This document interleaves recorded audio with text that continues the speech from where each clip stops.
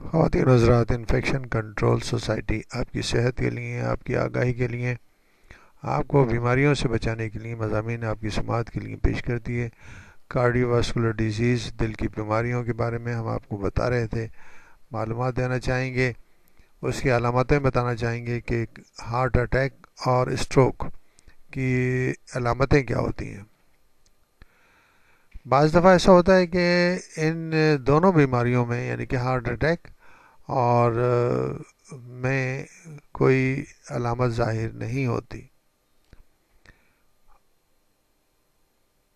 اور جو heart attack اور اسٹروک ہے یہ ایک وارننگ سائن ہوتا ہے کہ بہت سخت بیماری پیدا ہونے والی ہے۔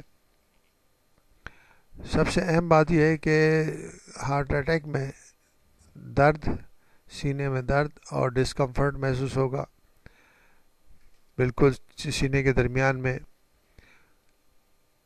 بعض دفعہ یہ درد جو ہے وہ ہاتھ کے اندر، یعنی خاص طور پر الٹے ہاتھ میں اور الٹے شولڈر میں، کھوے میں اور کوہنی میں یا جبڑے میں اور گردن میں بھی ہو سکتا ہے۔ ہارٹ اٹیک کے جو درد ہے، جیسے ہم نے بتایا کہ بعض دفعہ یہ الٹی سائڈ کے اوپر ہاتھ میں، یعنی کہ بازو میں، شولڈر یعنی کھوے میں اور کوہنی میں، جبڑے میں اور گردن کی طرف یا گردن کی بیک میں بھی ہو سکتا ہے۔ بعض دفعہ یہ علامتیں ایسی ہوتی ہیں کہ سانس لینے میں تکلیف ہوتی ہے۔ سانس لینے کے اندر، یعنی کہ انسان جو ہے وہ اگر کہیں تھوڑی سی بھی حرکت کرے یا سیڑھی پہ چڑھنے کی کوشش کرے تو اس کی سانس میں رکاوٹ پیدا ہونے لگتی ہے۔ بعض اوقات میں ایسا محسوس ہوتا ہے کہ وومیٹنگ ہو جائے گی، الٹی ہو جائے گی۔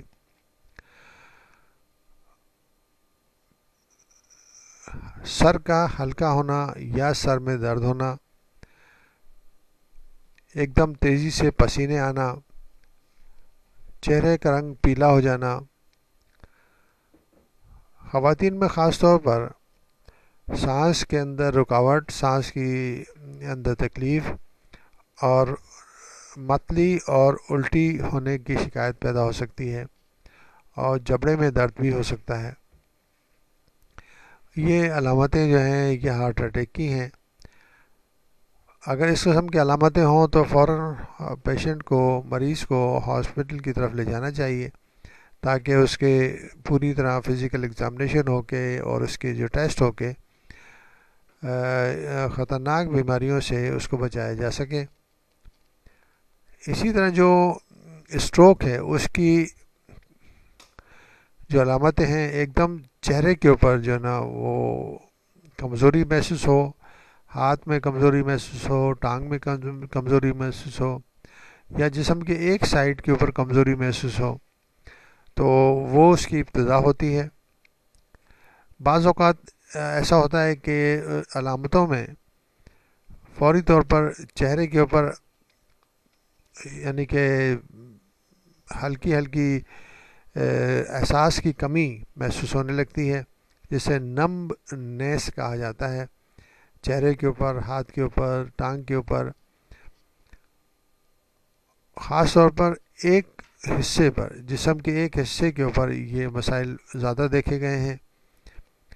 بعض اوقات کنفیوژن، یعنی کہ ذہنی طور پر انسان کام نہیں کر سکتا، بات کرنے میں ڈیفیکلٹی پیدا ہو جاتی ہے، سمجھنے میں اور بولنے میں ڈیفیکلٹی پیدا ہو جاتی ہے، مشکل پیش آتی ہے۔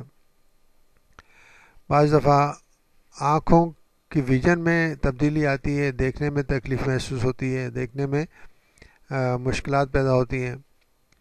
چلنے کے اندر بعض اوقات مشکل پیدا ہو جاتی ہے اور چکر آنے کے مسائل پیدا ہوتے ہیں۔ اگر وہ فرد جس کو یہ اسٹروک کی علامتیں پیدا ہو رہی ہیں اگر چلنے کی کوشش کرے گا تو اپنے بیلنس کو، اپنے جسم کے بیلنس کو اور کوآرڈینیشن کو صحیح نہیں رکھ سکے گا. بعض اوقات سر میں شدید درد بھی ہوتا ہے اور بے ہوشی بھی ہو سکتی ہے اور پوری طرح مریض جو ہے بے ہوش ہو کے گر بھی سکتا ہے.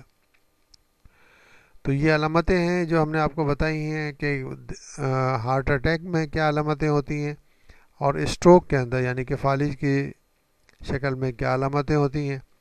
اگر یہ علامتیں ہوں تو مریض کو فوری طور پر ہاسپٹلائز کرنا چاہیے تاکہ اس کی پوری طرح ڈاکٹر جو ہیں اس کی ایگزامینیشن کر کے اور صحیح ڈائگنوسس کر کے اس کا علاج کر سکیں. ہم نے جیسے بتایا کہ ٹائم ضائع نہیں ہونا چاہیے کیونکہ if time is last life is last.